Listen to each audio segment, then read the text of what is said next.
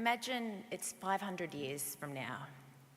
How would these future humans, or humanoids, describe what the world looked like in 2026? How would they explain the rules that guided how we lived in 2026? I'll start. We had access to more information than any civilization in human history, and we used it chiefly to quarrel with strangers on small glowing rectangles owned by hairless billionaires who'd discovered that they could monetize human misery, vanity, and emotional instability. We had robust scientific data.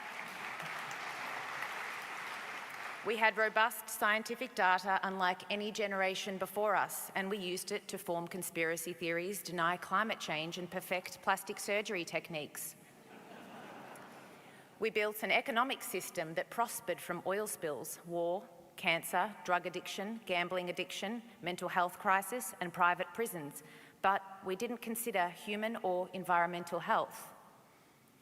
We also invented social media, a tool capable of connecting humanity across continents, and it promptly addicted us, surveilled us, radicalised us, destroyed our attention spans, damaged our children psychologically, and gave teenagers eating disorders.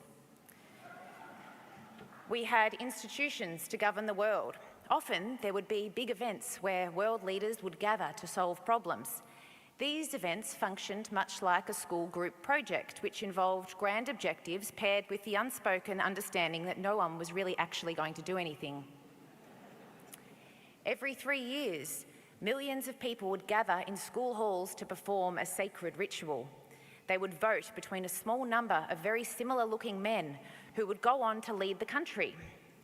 Then, having performed this sacred election ritual, voters would spend the following years ignoring politics entirely while binge-watching reality TV and listening to male podcast hosts discuss protein supplements and whether or not women's rights was ruining civilization.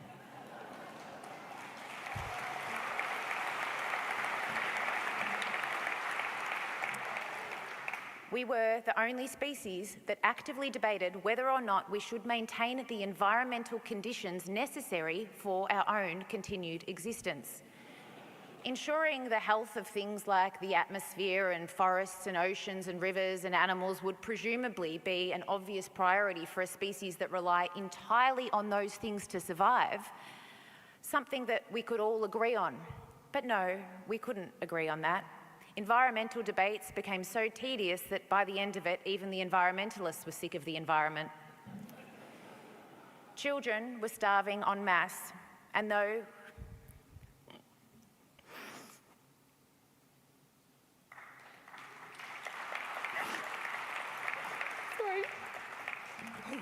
I'm good.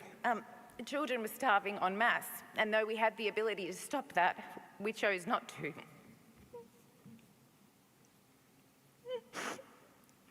Oh my God, that's embarrassing.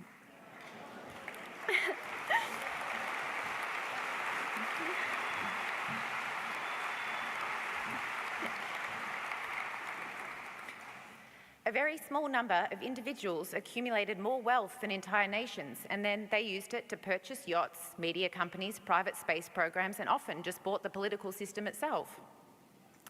Humans are unique. Not in the impressive way, like an octopus that can change colours, but like a person that clips their toenails on the bus.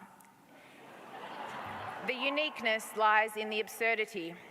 We have split the atom, we've cracked the genetic code, and we've hurtled expensive metal objects into space, often with people inside, just to see if we could. We've built cities that scrape the sky, machines that think, and we've built a global communications network that allows people to yell at each other from any time of the day and any place of the world. But when it comes to the question of whether we should keep our own planet habitable and our own people alive, we remain curiously undecided. We have turned the simple matter of survival into an endless controversy. And to be clear, these things happen because we allow them to. There is nothing inevitable about the way that we run our economies or draft our laws or govern our societies. These systems have no independent existence. They exist because we will them to. They are human constructs.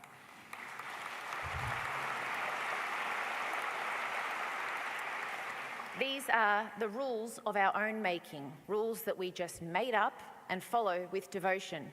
Unlike the laws of nature, like gravity, for example, which applies equally to everyone, human-made systems like economics, law, and politics are made up and often structured to the advantage of a small and select group of people. And that is why gravity applies to everybody, but tax loopholes do not.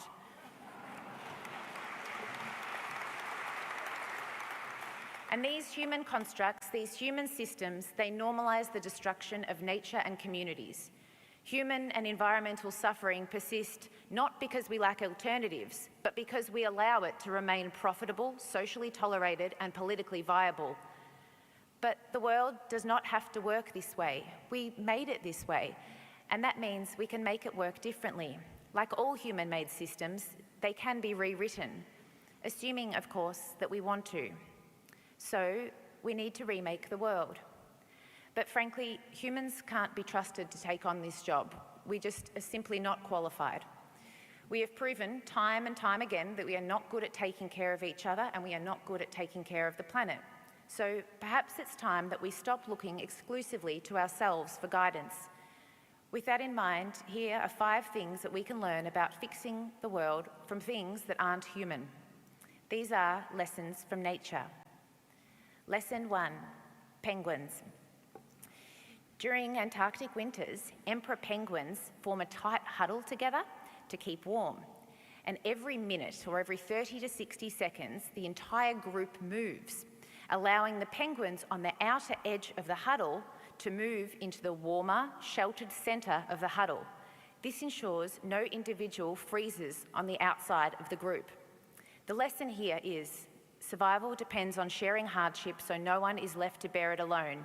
In penguin society, for example, there are no penguins that charter a private jet to escape to a remote island while everybody else suffers.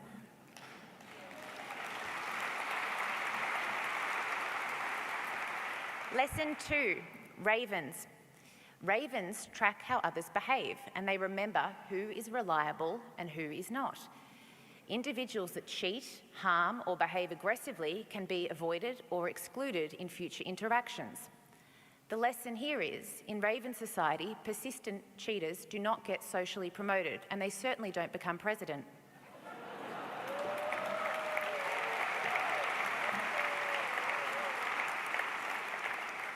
Lesson 3, honeybees. When honeybees need a new home, hundreds of scout bees fly out to inspect potential sites. On their return to the hive, each scout communicates the location of a potential new home for the hive to consider. And they do this by performing a waggle dance in front of their hive mates. Over the course of several days, the scouts spend hours dancing, each advocating for a possible location. As the days pass, consensus begins to emerge around the best option for a new home. The lesson here is that honeybees understand that healthy democracies depend on transparent information sharing, distributed participation, and rewarding the best available evidence. There is no single billionaire bee that controls the information.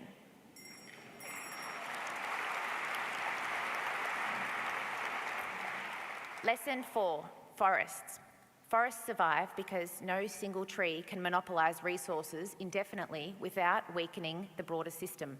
Though they compete for sunlight and space, trees share water and nutrients through underground networks, and they also use those networks to communicate. Trees even send out distress signals to other trees, so when there's a drought or disease, the other trees will receive these signals. Importantly, when one species becomes too dominant, the ecosystem becomes more fragile and prone to pests and diseases. Trees have natural limits to growth. They can only take so much sunlight, water, and space before growth becomes harder, slower, and less efficient. The lesson here is healthy forests don't allow unlimited dominance by a single tree. No system survives unchecked monopolies, not even forests. When too much power sits in one place, or when one part of a system takes too many resources, the whole system becomes weaker. In the forest, there is no such thing as an oligarchy.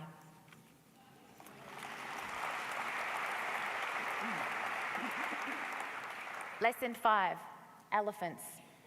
There is a photo that is going to come up of elephants. This is of 2 elephants that are mourning the death of another elephant. African elephants have a matriarchal society where the oldest, most experienced female usually leads the herd with wisdom, empathy, and protective care rather than dominance. Elephant matriarchs guide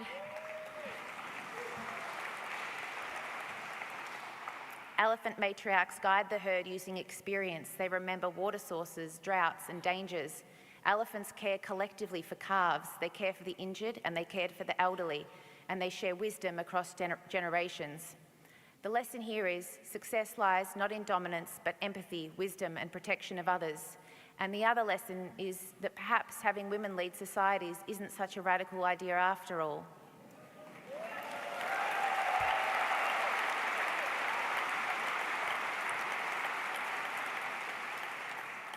The last few years have stripped away the illusion. We have seen plainly and without disguise what our systems have become. The mask is off. We see the decay. We see what emerges when power operates without restraint, without accountability, and without conscience.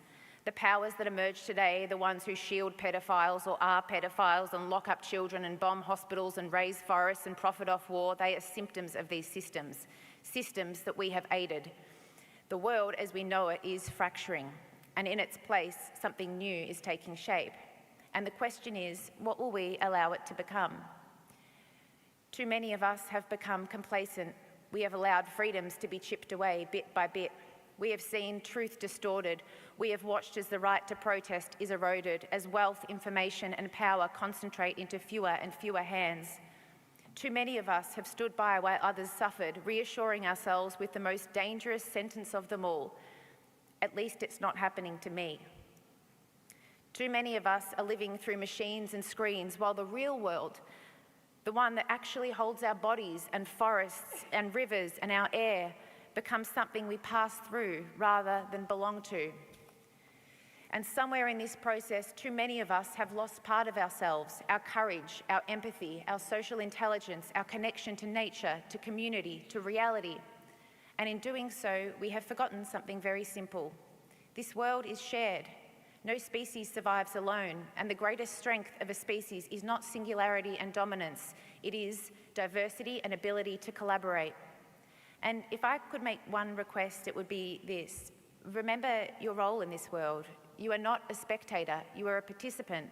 The people with courage, so many of my friends and colleagues and people in this audience, are fighting every day, refusing to accept that this is inevitable, that this is the best that we can do, that this is the world we are handing our children.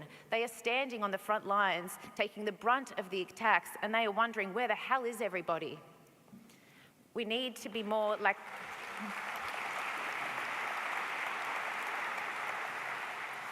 We need to be more like penguins. We leave no one in the cold. We need to be more like ravens. We don't reward bad behaviour. We need to be more like honeybees. We build collective intelligence. We need to be more like forests. We keep power in check. We need to be more like elephants. We are guided by empathy.